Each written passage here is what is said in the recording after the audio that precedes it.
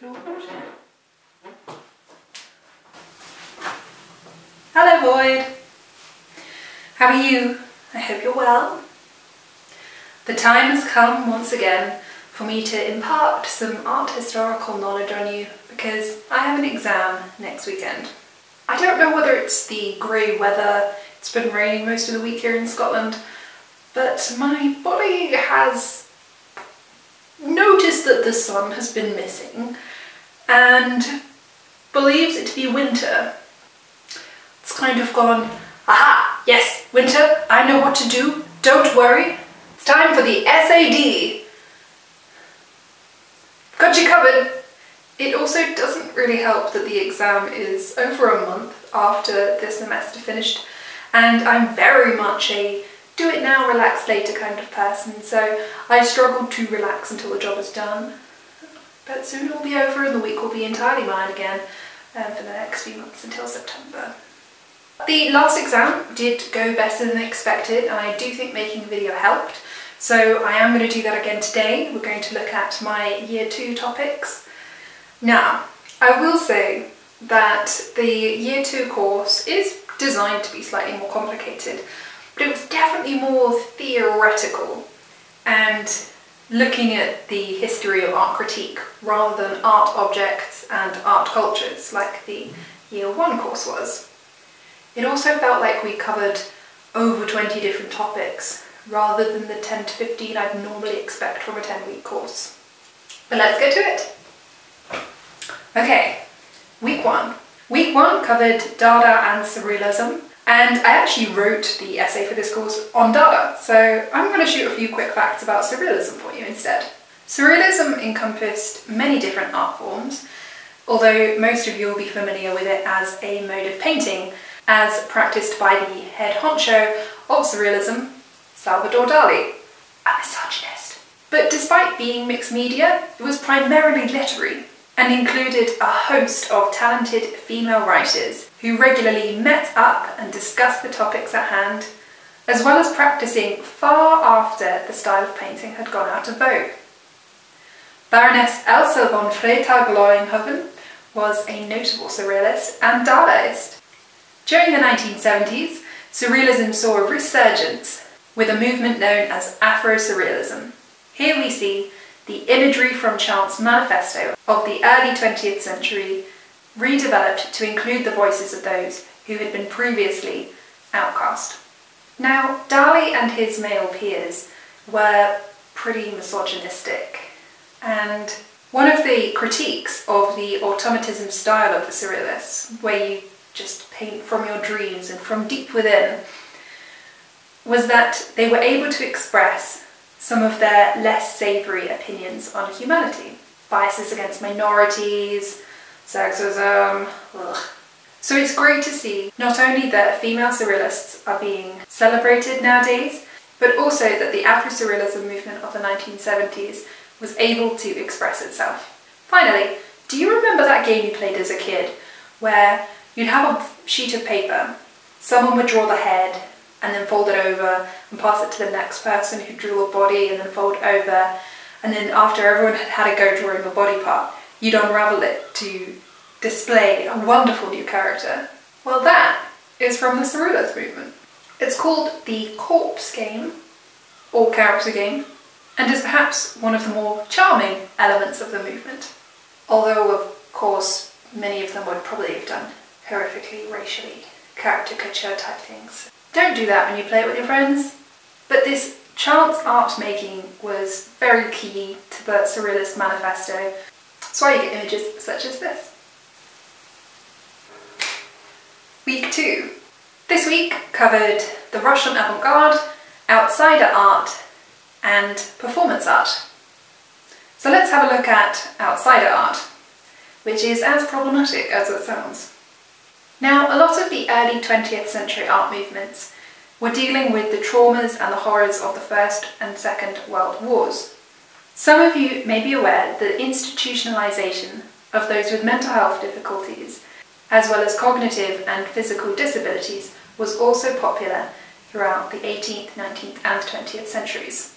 And the aspect of outsider art that we're going to be looking at today deals with those people in institutions. Art therapy is nothing new and was a very popular method of rehabilitation for those in hospitals or care facilities at the time we're talking about. Pencils and papers were given out regularly, and often there were patterns visible in the artwork produced. There was often a fear of empty space, and an entire sheet of paper would have been filled. Some were opposed to colour and chose strictly monochromatics, but some relished colour and filled the entire page with vivid colours. Repetitive symbols were common, as were figures, whether they be embracing or in conflict, potentially representing the concerns or desires of the person creating the work. But I said that outsider art was problematic, and it was back in the day of its fascination, before the now times, where those who were previously outside, such as the Afro-Surrealists of the 1970s, reclaimed the canon and made it their own. A bloke, because there's always a bloke involved, called Buffet, was not an inpatient at any hospital, nor was he a pariah of society. In fact, he was very much an insider of the art world and had shown at exhibitions previously, but he became fascinated with the work of Volker institutions and thought he should build an art movement around their mode of expression by doing it himself. He called it art brut. He played therapist with those who were in care facilities, and not really in a nice way. He was kind of observing them as if they were very much outside of his sphere, rather than being concerned with them as human beings.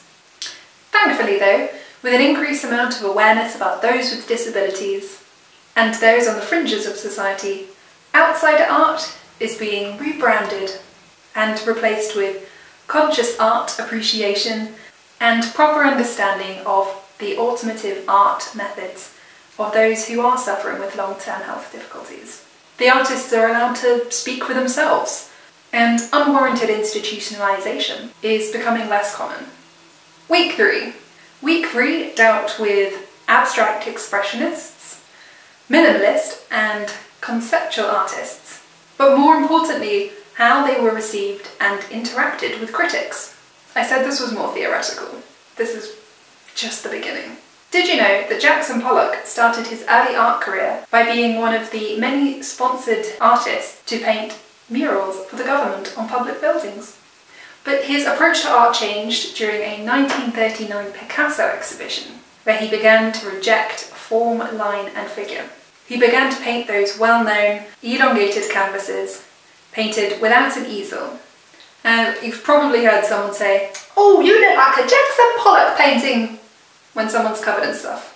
But despite his apparent rejection of all things formal, his paintings were loved, cherished, held up in high esteem, and were considered good due to an internalised bias of what is good art. He was using palettes that went together, and there was kind of a symmetry to some of his works. And these things were noticed by Pollock, the public, and by critics.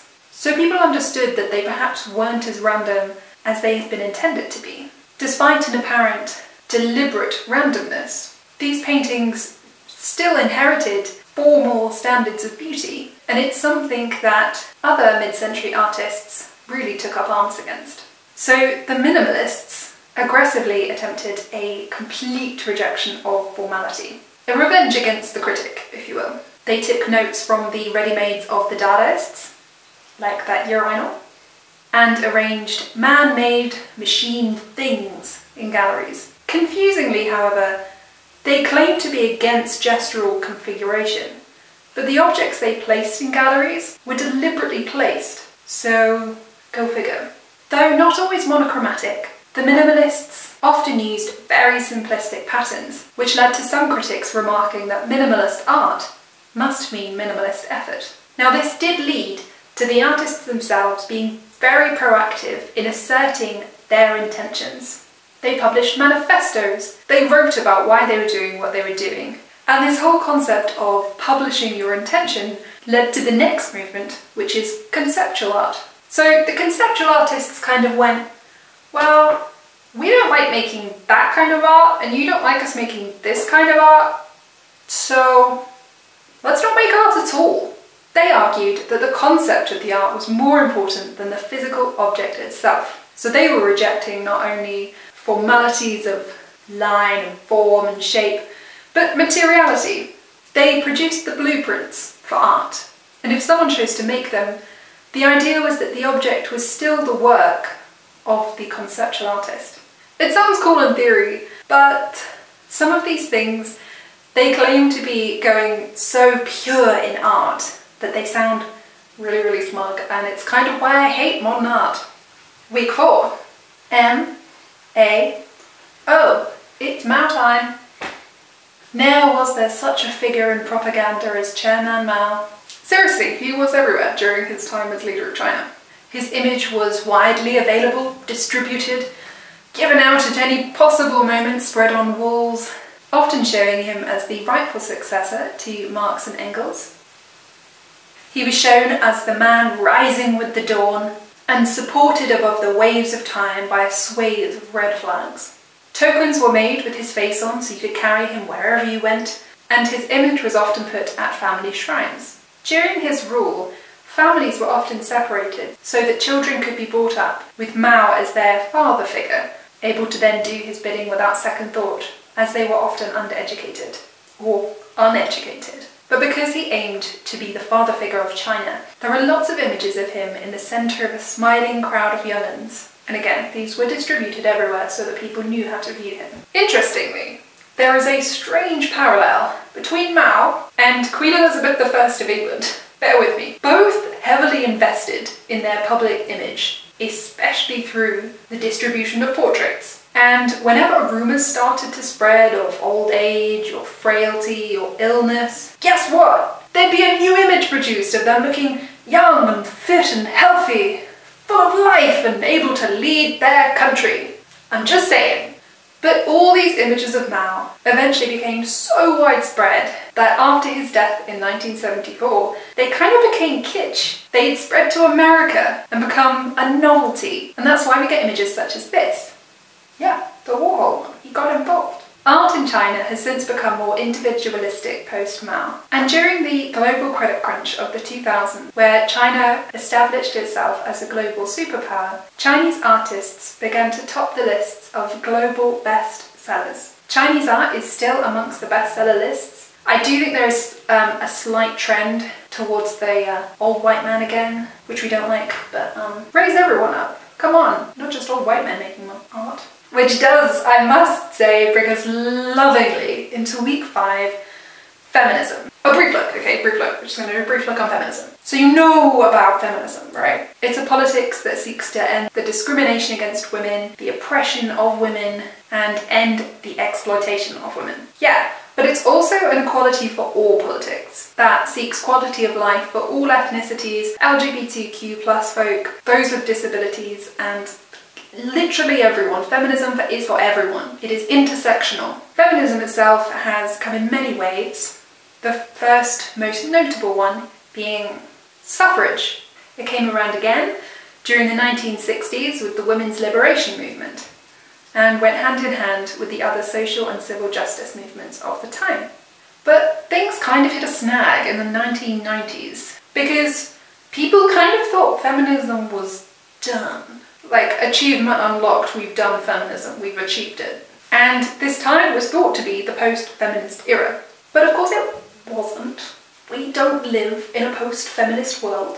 So I'm just going to do a quick rewind and pit stop and look at a few things that were either made by or critiqued by feminists in the past 50 years. Now, the male gaze is something that you are probably all familiar with, and if you're not, you should be. It's sadly considered the default for image creation and medial viewing. In the 1970s, however, questions started to be asked, such as, is there a female gaze? Is there even a biased gaze? Do I view myself through the male gaze? And so on. John Berger goes into a little bit more detail on this in Ways of Seeing, which I will try and link down below because it is on YouTube. But as I was saying, during the 20th century, more women began to inhabit areas of critique. and art making.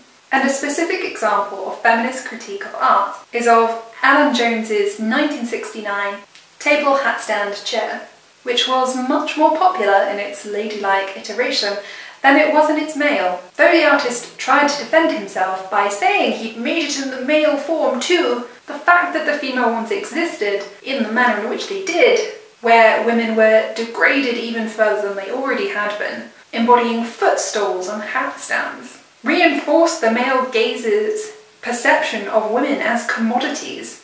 It was overtly sexist and in very poor taste. Now, feminist art. Some feminist artists choose to use performance in order to express their message and draw attention to the need for equal rights. Veli Export, Adrian Piper, and Carolee Schneemann are all performance artists who have or continue to work in this way.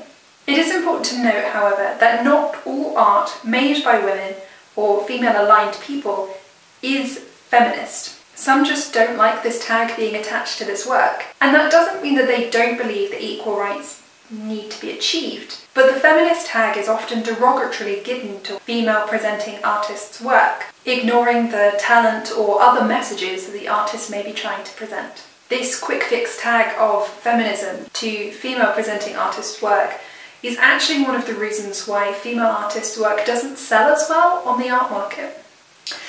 Week 6! Okay, so we are halfway through and this video is going on for quite a while. So I propose that I maybe stop here and make a part 2 going over week 6 to 10 that comes out next week on the 16th. So that's it for today. Please keep your fingers crossed that the sun comes out. I do hope that you have a lovely week though, and stay safe, be kind, and I will see you next Sunday. Bye!